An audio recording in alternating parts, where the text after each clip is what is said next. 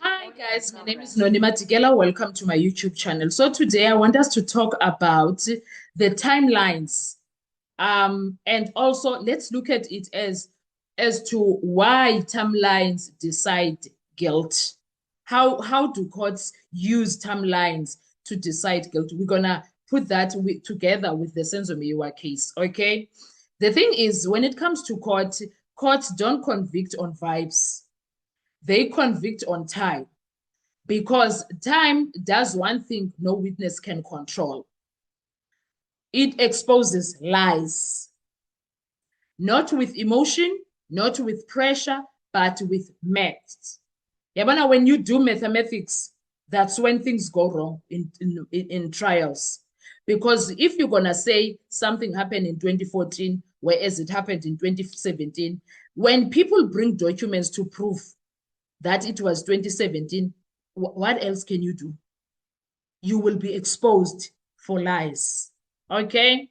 Now, the one thing that every criminal case needs, a criminal case only survives if three things align.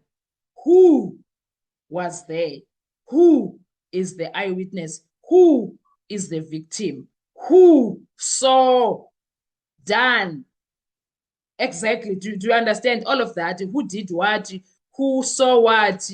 Who was the victim? Who ran away? Who remained behind? Who? It deals with that, right? The second thing, where? Where did this happen? You need to tell us the details. Inside the room, outside the room, all the details of where, the location. The location is very important. Third thing, when. Yabona, these three things, when they align, ayikho into enophinda uyenze. You can't go wrong if you deal with the who, the where, the when. When did this happen? Time, year, month, date. Do you understand? All of that is very important. Miss one and the case limps already. Miss two, it collapses. Miss when the entire structure caves in. Because time controls memory, opportunity, and intent. And this case can't keep its year straight when it comes to Constable Zungu. We deal with the 2014 versus 2017. Not a small mistake at all. Listen carefully. This is not a mix. This is not a mix-up of dates. This is not confusion about dates. This is a 3-year displacement. And that matters because people change jobs. People move. Relationships form. Phones change. Bank records appear. CCTV disappears. 3 years in is an entirely different life. So when a witness says this happened in 2017 and another insists it was 26 October 2014, the court doesn't compromise. The court asks one brutal question: who benefits from the event backward? And why timelines are the hardest thing to fake. You can fake confidence. You can fake memory. You can fake outrage, but you cannot fake collateral facts because time leaves fingerprints. Bank transactions, employment records, phone metadata, witness availability, statements taken years later, and once one date is wrong, every dependent fact becomes suspicious. That's how reasonable doubt multiplies. Now, I know that in this case we have a Zungu problem, and we also have the so-called confession problem. The other confession of the so-called confession of Muzi Sibiya speaks about when Senzo died. It was a Sabbath day on Saturday. Sabatha.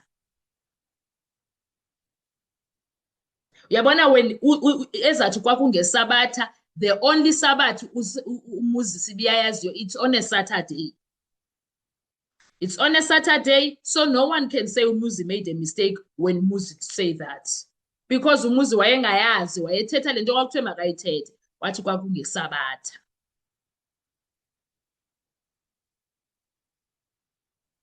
And so that alone is also problematic. You can have so-called confessions zibe zithethe into eyi-one, supposedly zithethe into eyi-one, I mean, zibe supposedly as are talking about the same event. And then the other confession says the deed happened on a Saturday, on Sabbath day. Something is very wrong there, extremely wrong. So that is the other problem that we have in this case, timelines. And we have that so-called Muzi confession. And then we have the Zungu problem. Here is the issue the state can't outrun. Whether they like it or not, they can't. It's really bad for them. If the events happened in 2017, then the 2014 narrative collapses. Early identification fails. And also prior knowledge evaporates. Most definitely motive becomes retrofitted. And most dangerously, memory becomes contaminated by later events. That's not speculation. That's forensic psychology. And the memory does not work backward. Humans don't remember dates first. They remember context, emotion, association. Dates are added later, often incorrectly. So when someone confidently anchors an event to a precise day years later, the court is supposed to get suspicious. Because real memory sounds like this. It was around that time. It was, I was working there then. It was before or after X. False memory sounds like certainty. Then that person is lying. Unless it's something that just happened. No, it was 3 o'clock when it happened. Years later, no, you can't come and tell us the exact things. Especially in traumatic events, unless it's special moments. And now, certainty without documents, it is a liability.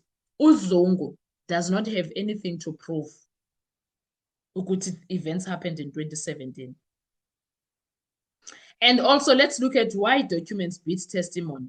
Here is the real detail. It's a real killer detail, this one. A bank statement from 2017 exists according to Makosonke. It doesn't argue, it doesn't forget, it doesn't misremember. It just is.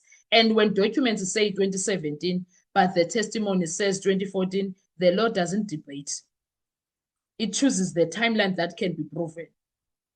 Yes, I know, Judge Rataye, but the bottom line is that this is how guilt fails. A case fails not because the accused are innocent sometimes. It fails because the state cannot prove guilt beyond reasonable doubt. And in this situation, South Africans already know these guys had nothing to do with the crime. That is why even the state is failing to nail them with something they did not do. And also reasonable doubt loves one thing above all else, a broken timeline. Because once time breaks, everything else fractures with it. Everything else fractures with it. This case doesn't collapse because of what was said. It collapses because of when it was said to have happened. And in criminal law, if the timeline is wrong, the verdict cannot be right. So I don't know what is Brigadier Gininda Baloyi and including the judge, what are they going to do? Because this situation is very bad.